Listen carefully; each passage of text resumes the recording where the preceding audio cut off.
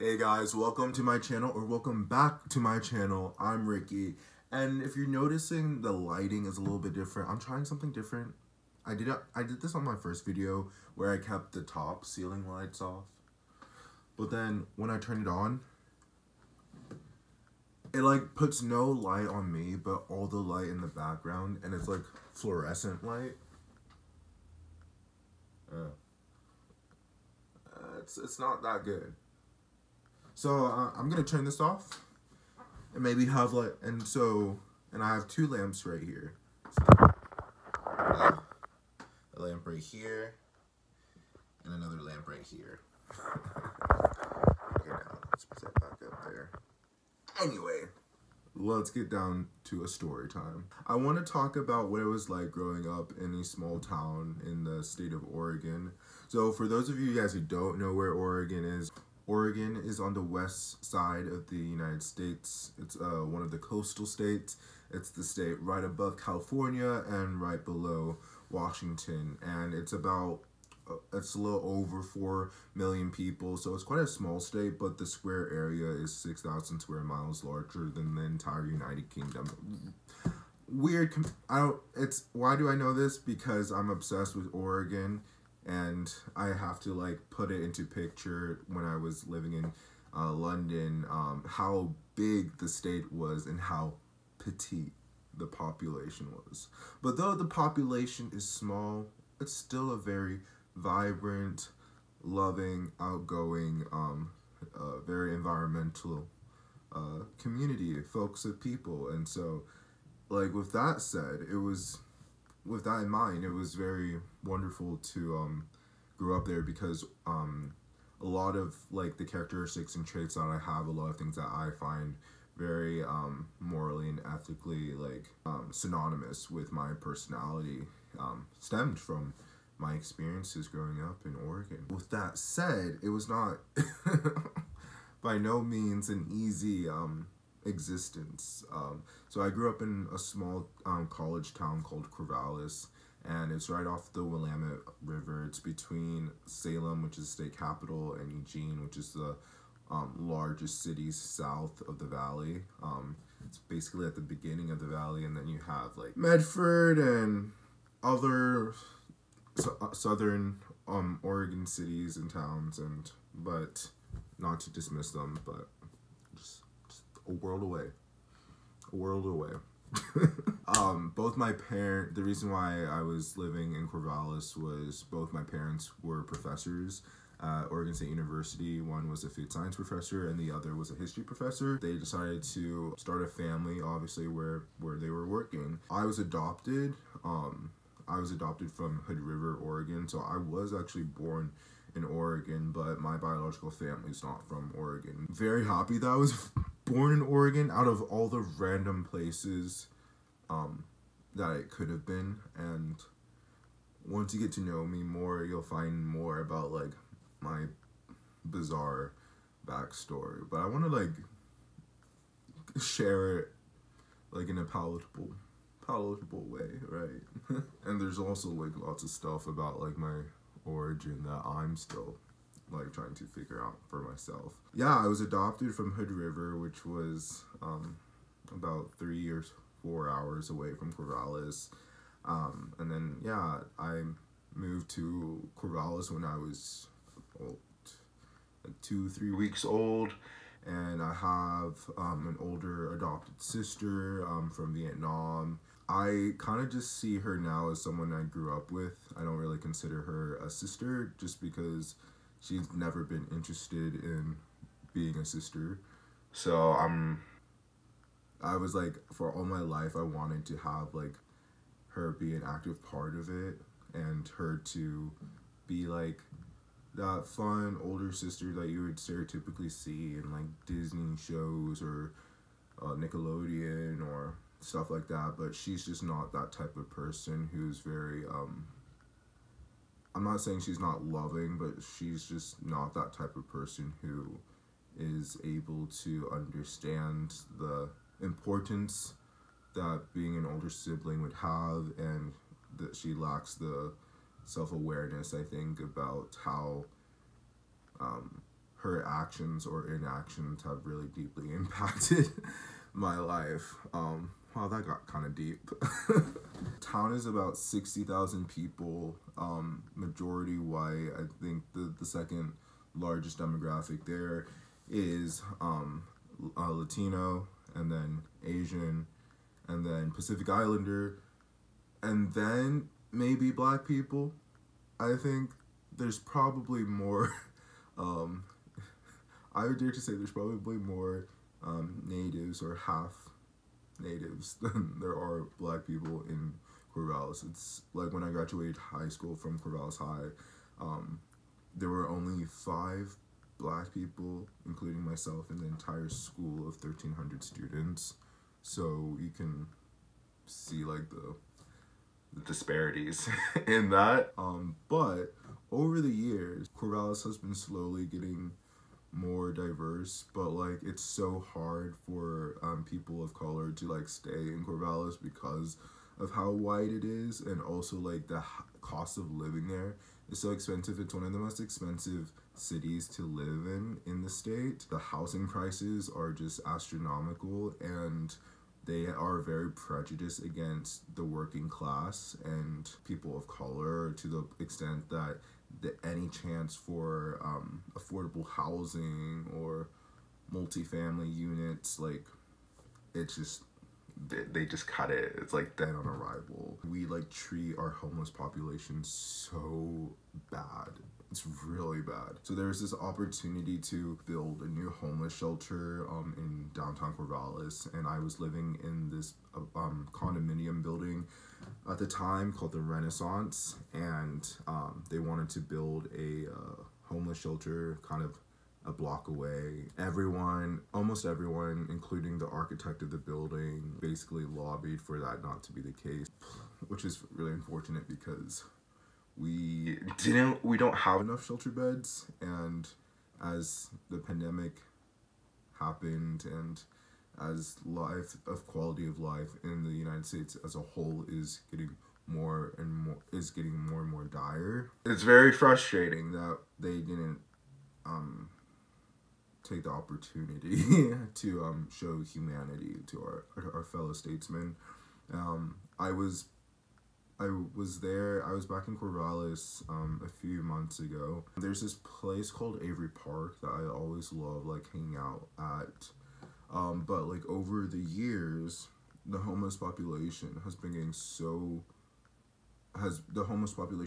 growing so steadily that a lot of these outdoor parks and nature areas, which Oregon is like known globally for, are being occupied by homeless people dealing with mental health issues, and there's just not really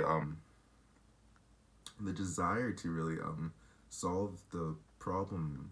I mean, Portland, we're not as bad as Portland, but it's not great. Neoliberalism is like killing us all, and it's definitely not doing Corvallis any favors. I'm starting to like Corvallis. I know I just like said all of these horrible things about Corvallis, but I like Corvallis. I feel appreciative of it being a bubble, but I also hate that it was a bubble because there was so many things that I was just like kept out of the loop about.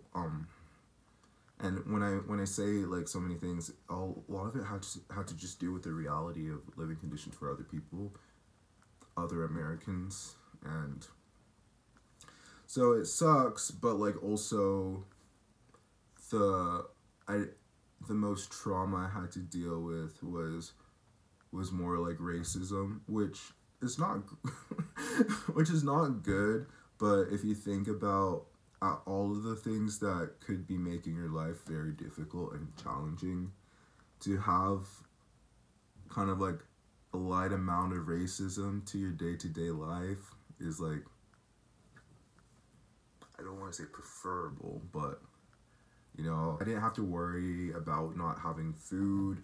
I didn't have to worry about not having like a roof over my head, or being able to do the majority of things that I wanted to within the means of Corvallis. Like, my parents traveled, but traveling with our family was like not really a thing. So there'd be so basically every summer where everyone else would like go on like vacations and stuff, my family would just put my sister and I in a summer camp that I hated so much. I was in this camp called Kid Spirit, and I would go there every summer, and then I'd also like be going to the Boys and Girls Club like after school all the time.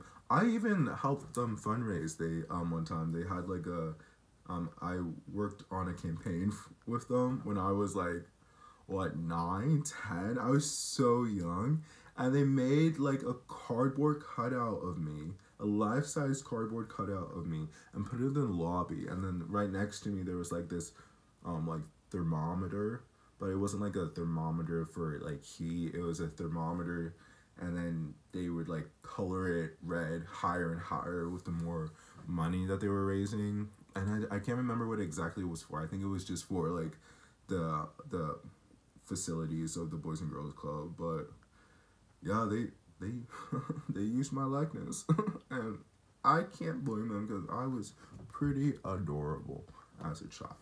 Pretty adorable, if I do say so. If I do say so myself. There we go. I would say racism, prejudice, is what I felt, is what I had to deal with the most. I'm pansexual. I've known this about myself since the 6th grade because, should I say it? I'll say it. I won't say it, but you know, I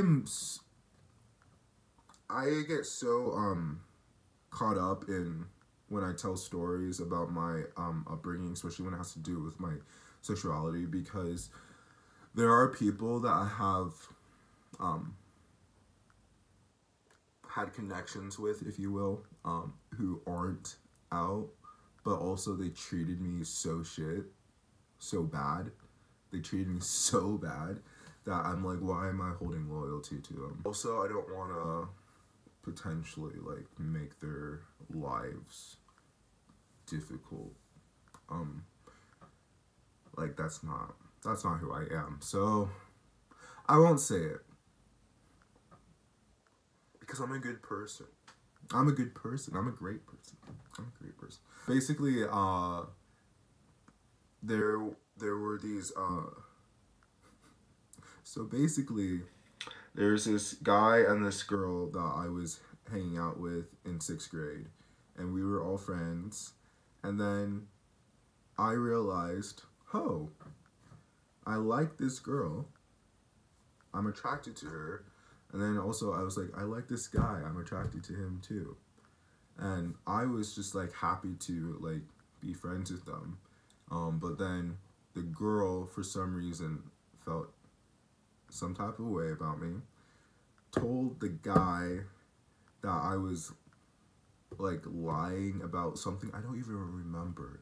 It had nothing to do with like liking anyone, but she lied to him saying that I did something, said something that I didn't, and then he cut me off, and then they went off, and then they actually started dating,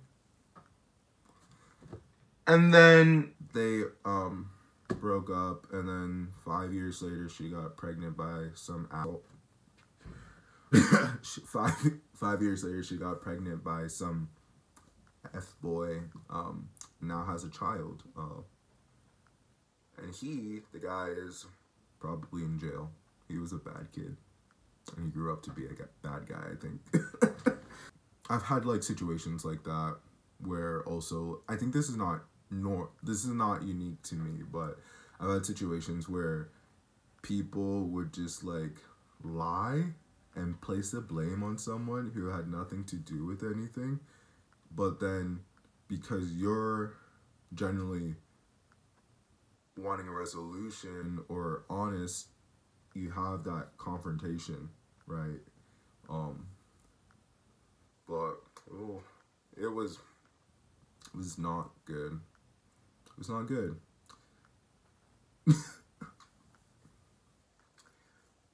But yeah. So there's this one story that I will tell, and I will not redact any of these names because, I was friends with this girl named Indigo, and we were really good friends. We hung out literally every single day, especially during the summer. Like, we were inseparable. And then there's this freaking guy named Caleb. This guy named Caleb. He was dating her while cheating on her multiple times with this girl named Bridget, who was also my friend.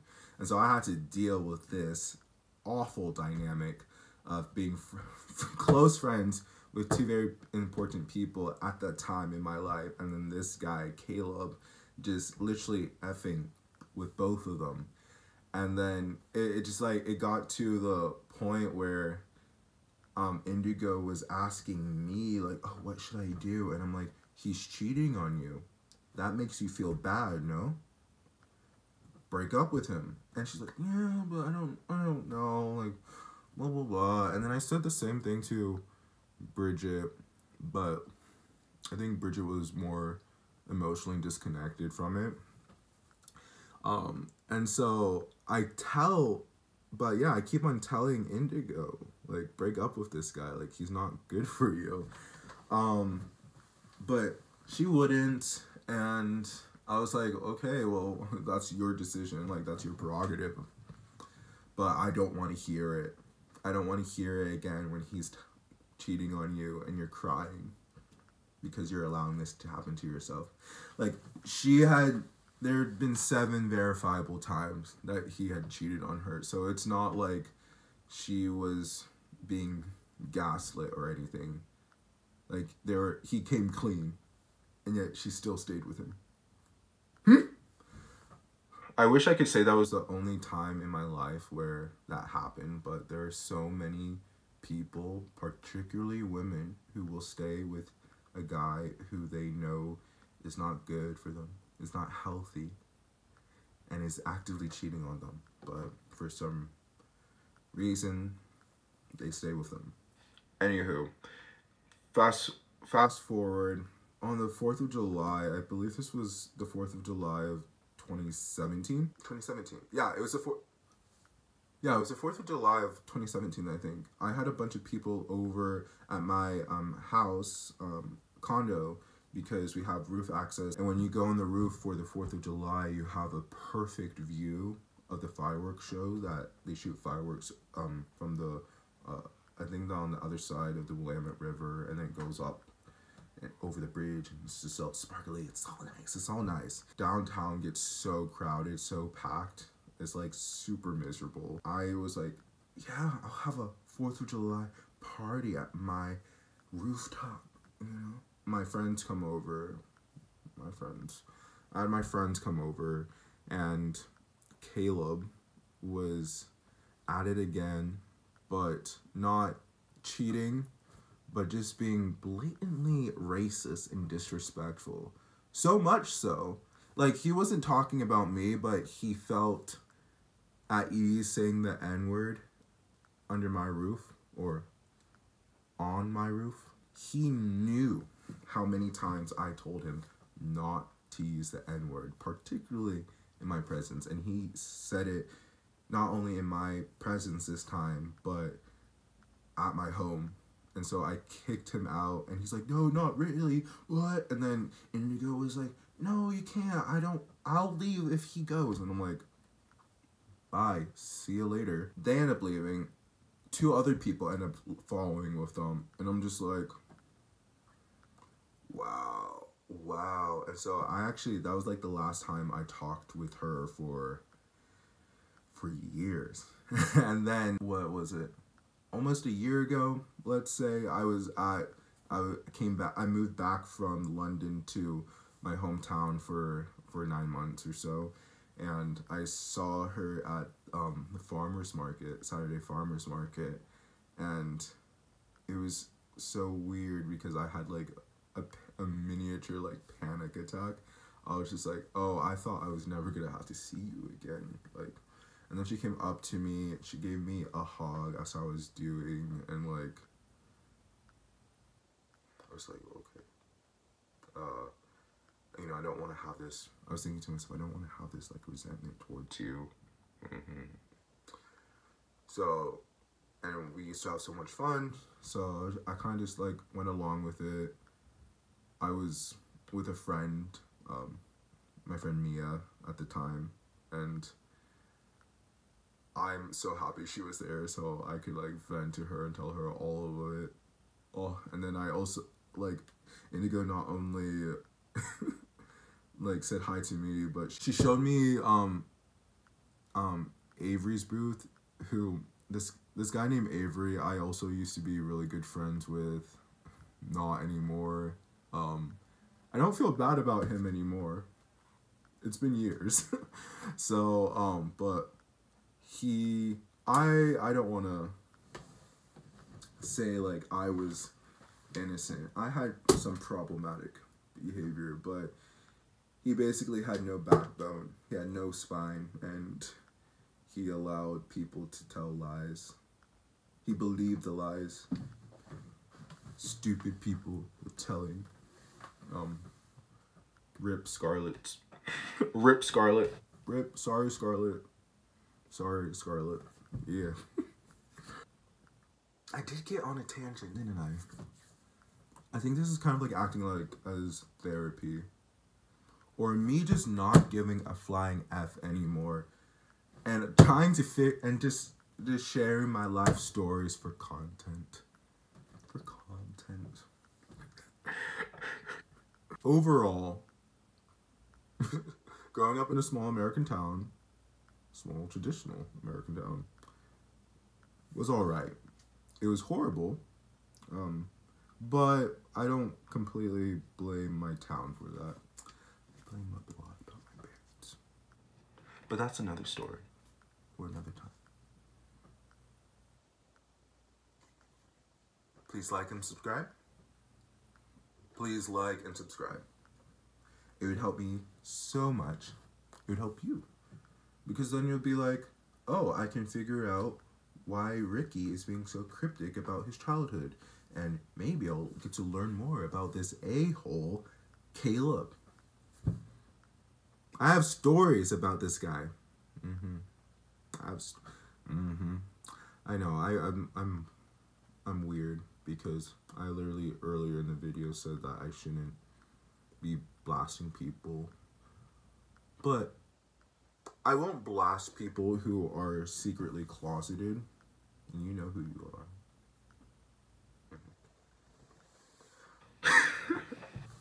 You know who you are. I won't blast people for being secretly closeted because everyone's on their journey, but if you're being an open racist, saying the N-word, like, I don't care. Like, this is what happened. This is my truth. I'm documenting it for the internet. Watch all the comments be N-word.